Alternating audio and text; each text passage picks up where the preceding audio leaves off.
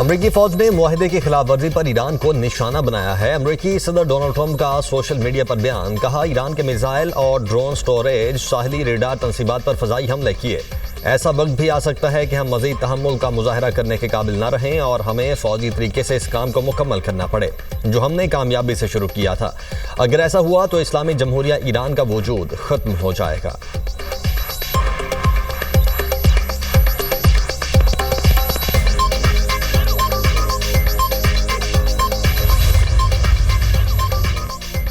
अमरीकी हमले के जवाब में ईरान ने खित्ते में अमरीकी अड्डों को निशाने पर ले लिया। कुवैत और बहरीन में मिसाइल और ड्रोन से हमले। कुवैत का दुश्मन के मिसाइल और ड्रोन हमलों को नाकाम बनाने का दावा। बहरीनी हुकाम का कहना है कि ईरान की जानिब से ड्रोन हमले किए गए। तर्जमान पासदाराना इनकलाब का कहना है कि ईरानी नेवी और एरोस्पेस फोर्स ने मुश्तरका तौर पर अमरीकी तंसीबात को निशाना बनाया। हमला ईरान पर हालिया अमरीकी हमलों के जवाब में किया गया। जंगबंदी की खिलाफ वर्जी मुफाहमती याददाश्त की शिक 1 के मुनाफी है। इसके नतीजे में तमाम सिफारती अमल मुकम्मल तौर पर रोक दिया जाएगा। अमरीकी हमलों से खित्ते पर ईरानी कंट्रोल खत्म नहीं किया जा सकता। ईरानी बहरिया का कहना है कि खित्ते को अमरीकी अड्डों के लिए जहन्नुम बना दिया जाएगा।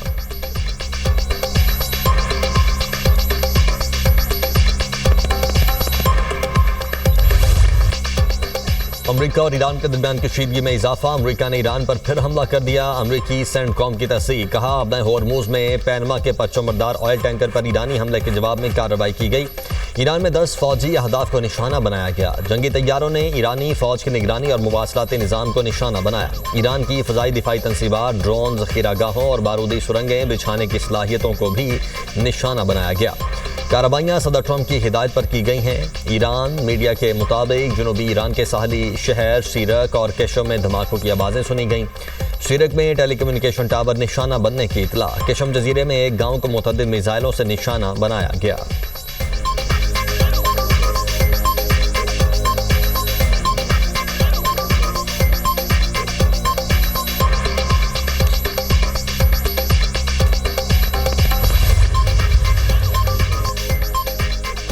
अमरीकी सदर डोनाल्ड ट्रंप से लेबनानी सदर का टेलीफोनिक रब्ता। इसराइल के साथ फ्रेमवर्क मुआहदे पर मुबारकबाद दी। मुआहदा इलाकाई इस्तेहकाम के लिए अहम पेशरफ्त करार। लेबनानी सदर का सदर ट्रंप से इसराइल पर दबाव डालने का मुतालबा।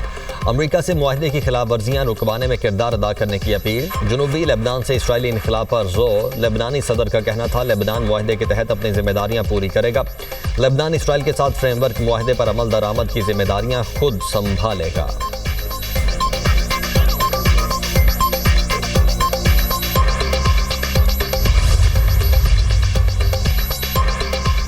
मुज़ाहमत तर्क न करने का ऐलान। हिजबुल्लाह ने वाशिंगटन में लेबनान और इसराइल के दरमियान तय पाने वाले फ्रेमवर्क मुआहदे को बाइसे शर्म और हथियार डालने के मुतरादिफ करार दे दिया। लेबनान की मुज़ाहमती तंजीम के सरबराह नईम कासिम कहते हैं इस मुआहदे से इसराइल का कब्जा तवील अरसे तक बरकरार रह सकता है।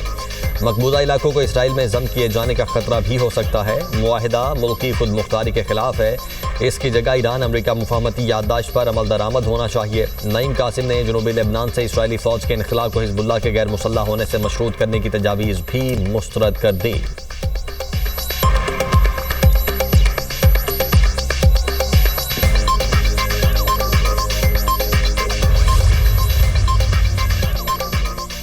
इसराइली वज़ीर-ए-आज़म नेतन्याहू का लेबनान के साथ अमरीकी सालिसी में मुआहदे का खैर मकदम। कहा लेबनान के साथ मुआहदा तारीखी कामयाबी है। ये ईरान और हिजबुल्लाह के लिए एक बड़ा धचका है। जनूबी लेबनान में सिक्योरिटी जोन बरकरार रखा जाएगा।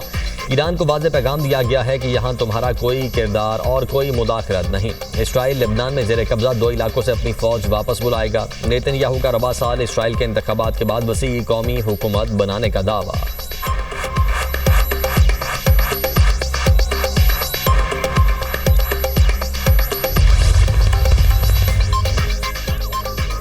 फ्रांस का लेबनान इसराइल मुआहदे की हिमायत का ऐलान। मुआहदे के नफाज में ताउन करने की आमादगी जाहिर कर दी। फ्रांसीसी वजारत खारिजा के मुताबिक मुआहदा लेबनान के खुद मुख्तारी की बहाली की जानिब एक अहम कदम है।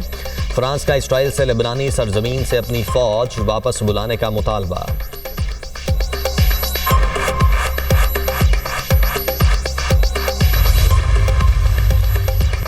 इंतहा पसंद इसराइली वजीर ने इसराइल लेबनान मुआहदे को संगीन गलती करार दे दिया। इसराइल के कौमी सलामती के वजीर अतमार बिन गोयर की मुआहदे पर शदीद तनकीद। कहा वजीर आज़म से काबीना इजलास में राय शुमारी करवाने की दरख्वास्त। कहा गुज़श्ता कई हफ्तों से मुआहदे की मुखालफत कर रहा हूँ। लेबनानी रियासत हिजबुल्लाह को गैर मुसल्लह नहीं करेगी। लेबनानी हुकूमत में हिजबुल्लाह के अरकान शामिल हैं।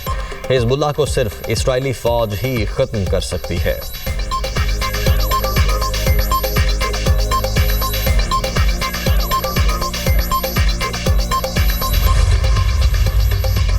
पाकिस्तान और ईरान के दरमियान तिजारत बढ़ाने के लिए अहम पेशरफ्त। ईरानी मीडिया के मुताबिक दोनों मुल्कों के दरमियान ताफ्तान बॉर्डर रेलवे स्टेशन से तिजारत होगी। ताफ्तान रेलवे स्टेशन पर लोडिंग, अनलोडिंग, कस्टम्स क्लियरेंस और दरामद और बरामद की तमाम सहूलियात फराहम की जाएंगी।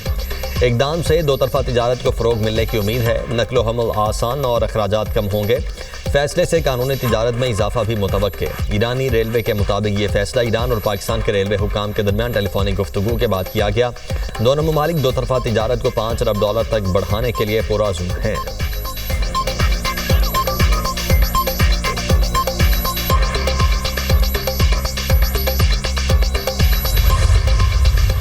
Pakistan stands proud as a peacemaker in the Committee of Nations. I pay special tribute to Chief of Defence Forces and Chief of the Army Staff, Field Marshal Shahid Asim Munir, for his untiring efforts.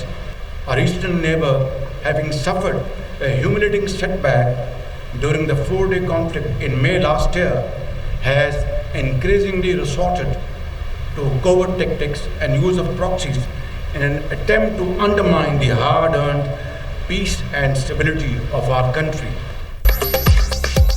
Pakistan आज दुनिया में अमन के लंबरदार के तौर पर पहचाना जाता है। खित्ते में अमन के लिए बेहतरीन साजिश का किरदार अदा किया। ईरान अमेरिका मुआहदा बाइसे एजाज़ है। फील्ड मार्शल सैयद आसिम मुनीर ने क़याम अमन के लिए दिन रात कोशिशें की। उनकी अनथक काबिशों को खिराज तहसीन पेश करता हूँ। ईरानी सदर के हालिया दौरे के बाद दोनों ममालिक के ताल्लुकात मज़ीद मजबूत होंगे। वज़ीर-ए-आज़म शहबाज शरीफ का पाकिस्तान नेवल अकेडमी में पासिंग आउट परेड की तकरीब से खिताब। कहा, मार के हक में पाकिस्तान नेवी का किरदार शानदार रहा। पाकिस्तान के अंदर दहशतगर्दी करवाने में बैरूनी हाथ मुलव्वस है। हमें अंदरूनी और बैरूनी चैलेंजेस का सामना है। पाक फ़ौज तमाम खतरात से निमटने की सलाहियत रखती है।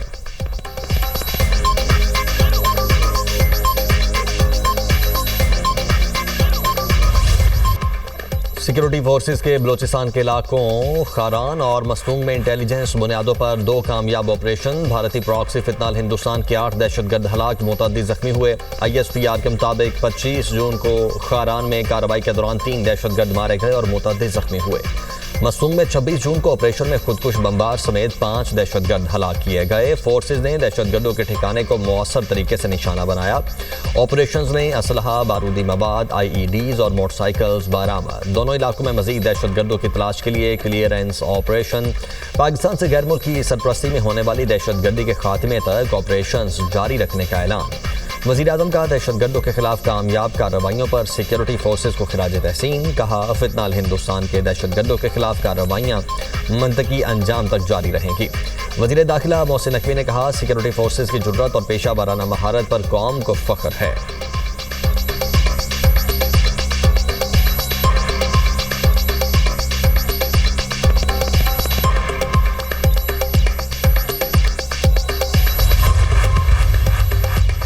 हुकूमत किसी शोबे को तरजीह नहीं दे रही। वज़ीर पेट्रोलियम अली परवेज़ मलिक की वजाहत। एक्स पर बयान में कहा, हुकूमत तेल की कीमतों का गैर ज़रूरी बोझ नहीं डाल रही। हुकूमत पेट्रोलियम मसनूआत की कीमतों का सार्फिन तक फ़ायदा पहुँचाने के लिए पुरअज़्म है। वज़ीर-ए-आज़म ने अब तक हाई स्पीड डीजल की कीमत में 200 रुपये फ़ी लीटर कमी की है। पेट्रोल की कीमत में मजमूई तौर पर 155 रुपये फ़ी लीटर कमी की गई।